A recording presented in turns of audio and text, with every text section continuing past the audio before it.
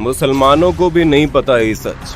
पूरी दुनिया में अपनी पकड़ बना चुके इस्लाम धर्म के बारे में आप सभी जानते होंगे, लेकिन क्या आपको इस धर्म का असली सच पता है? क्या आपको ये मालूम है इस्लाम धर्म में की जाने वाली चीजें आखिर क्यों होती है? क्यों इस्लाम धर्म में लोगों को जलाया नहीं जाता बल्कि दफनाया जाता है? क्यों इस्लाम धर्म के लोग अधिकतर मांस खाते हैं? आज की हमारी वीडियो में आपके सभी सवालों के जवाब मौजूद है, जहां हम आपको इस्लाम धर्म की उस सच्चाई से रूबरू करवाने वाले हैं जिसे जानकर आपके होश उड़ जाएंगे। यहाँ तक कि बहुत से मुसलमान भी इसके पीछे का सच नहीं जानते होंगे। दोस्तों, हम अपनी वीडियो में जो भी बताएंगे वो सारी बातें तर्कपूर्ण होंगी, इसलिए कुछ भी कहने या सोचने से पहले वीडियो को पूरा देखना जरूर। दोस्तों, इस्लाम धर्म का सच जानने के लिए सबसे पहले आपको रामायण के बारे में पता होना चाहिए कि रामायण में सभी राक्षसों का वध किया गया था, लेकिन सिर्फ शूर्पणखा का वध नहीं किया गया था। उसके नाक और कान काटकर उसे छोड़ दिया गया था, जिसके बाद शूर्पणखा अपना चेहरा कपड़े से छुपाकर रहती है। रावण की मृत्यु के बाद शूर्पणखा अपने पति के साथ शुक्राचार्य के पास गई और जंगल में उन्हीं के आश्रम में रहने लगी। राक्षसों का वंश खत्म ना हो, इसलिए शुक्राचार्य ने शिव जी की आराधना की और शिव जी प्रकट हुए। शिव जी ने अपना स्वरूप शिवलिंग शुक्राचार्य को देकर कहा कि जिस दिन कोई हिंदू इस शिवलिंग पर गंगा जल चढ़ा देगा, उस दिन राक्षसों का नाश हो जाएगा। तब तक के लिए जो राक्षसों का वंश है वो इसी तरह चलता रहेगा।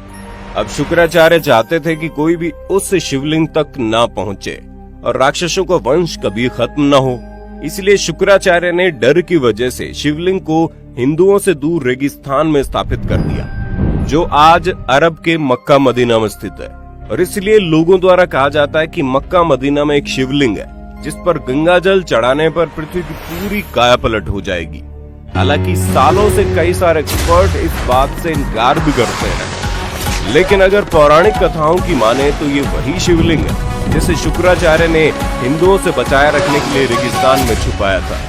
और इसी वजह से कोई भी हिंदू मक्का मदीना के अंदर प्रवेश नहीं कर सकता, क्योंकि अगर किसी हिंदू ने अंदर मौजूद शिवलिंग पर गंगा जल डाल दिया तो शूर्पणखा के वंशजों का विनाश हो जाएगा। शूर्पणखा जो आज उस समय अपना चेहरा ढककर रखती थी, वो परंपरा उसके वंशजों ने पूरी तरह निभाई। आज भी इस्लाम धर्म को मानने वाली औरतें अपना चेहरा ढक कर रखती हैं, और ये सुनकर आपको धक्का जरूर लगेगा, लेकिन शूर्पणखा के वंशज आज मुसलमान कहलाते हैं, क्योंकि शुक्राचार्य ने उन्हें वरदान दिया। इस वजह से विशेष तौर पर मुसलमान शुक्रवार को महत्व देते हैं।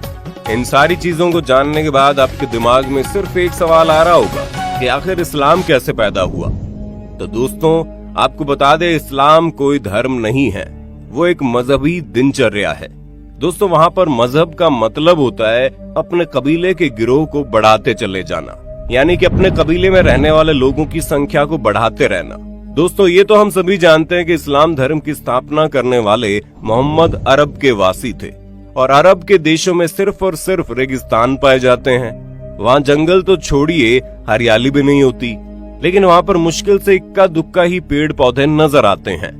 और इसी वजह से वहाँ पर लोगों के मरने के बाद उन्हें जलाने के लिए लकड़ियां न होने के कारण मृत शरीर को जमीन में दफना दिया जाता है। अब रेगिस्तान में हरियाली तो है नहीं, इसी वजह से वहाँ पर हरा चटक रंग देखकर इंसान चला जाता है, जो कि सूचक का काम करता है। इसी वजह से इस्लाम धर्म में हरे रंग को इतनी ज्यादा महत्वता दी जाती है। अरब देशों में पड़ने वाली गर्मी किसी की भी हालत खराब कर सकती है। वहाँ के लोग तेज धूप में रेगिस्तान में सफर करते थे, और इसी वजह से वहाँ पर लोग अपने सिर को ढकने के लिए टोपी पहनने लगे, ताकि धूप की गर्मी से वो लोग बीमार ना पड़े। और ये प्रथा आज भी चली आ रही है, जहाँ पर अरब के देशों में देखेंगे कैसे लोग अपने सिर पर कपड़ा बांध कर रखते हैं, ताकि धूप की गर्मी उन्हें नुकसान न पहुँचा पाए। अरब के देशों में पानी की बहुत ही ज्यादा कमी देखने को मिलती थी। ऐसे में लिंग यानी मूत्र मार्ग को साफ करने में पानी खराब न हो, इसलिए वहाँ के लोग यानी कि इस मजहब के लोग अपना खतना करने लगे। दोस्तों, खतना जो प्राइवेट पार्ट होता है उसका आगे वाला हिस्सा काट दिया जाता है, और ये चीज अभी तक चलती आ रही है। सब लोग एक ही कबीले में खाना बदोश होते थे, इसलिए आपस में भाई बहन की निकाह कर देते थे। उन्हें शादी करने के लिए कहीं दूर रिश्ता ढूंढने की जरूरत नहीं होती थी, पर हाँ, वो लोग शादी करने से पहले इस बात का जरूर ध्यान देते थे कि जिसके साथ वो शादी कर रहे हैं वो उसका सगा भाई या बहन ना हो, अगर कोई चाचा या मामा वगैरह का लड़का या लड़की है तो उसके साथ ये लोग आराम से शादी कर देते थे। बस शर्त ये होती थी कि जिस शख्स से इस्लाम धर्म में शादी होती थी उसका जन्म आपकी माँ की कोख से न हुआ हो।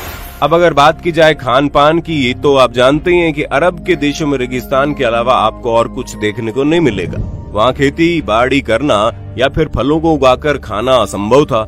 इसी वजह से वहाँ के लोग जानवरों को मारकर अपना भोजन बनाते थे और वही परंपरा आज तक चली आ रही है। भले ही आज हर जगह गेहूं, चावल, फल फ्रूट पहुंच सकते हैं, लेकिन फिर भी इस्लाम धर्म के ज्यादातर लोग पुराने समय की तरह ही जानवरों को मारकर खाना पसंद करते हैं। हालांकि पहले के समय में लोगों को ये पता था कि किसी भी जीव को मारना अच्छी बात नहीं होती, इसलिए वो अपनी भूख मिटाने के लिए जिस किसी भी जानवर को मारते थे उसे कुर्बानी का नाम दे देते थे। और जब जानवर की कुर्बानी की जाती थी तो उस वक्त अल्लाह को याद कर लिया जाता था ताकि जानवर की मौत का जो पाप है वो उनके सिर पर ना चढ़े।